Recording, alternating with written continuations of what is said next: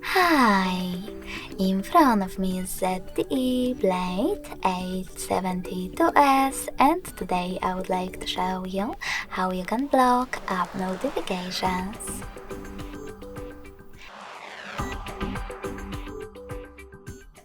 You need to start by opening Settings and scrolling down to access Notifications and Status Bar. Then click on App Settings at the top.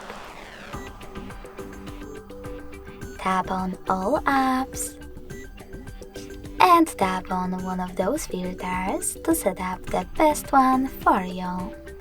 In my case, Most Recent.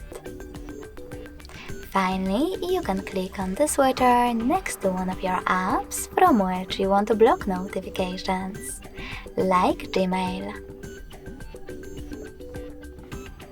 If you wish to, you can always turn it back on the same way. By tapping on one of your apps on the left, you can also click on this switcher next to all notifications to switch them off or on. Thanks so much for watching. If you enjoyed this video, smash that like button, comment and subscribe. Bye!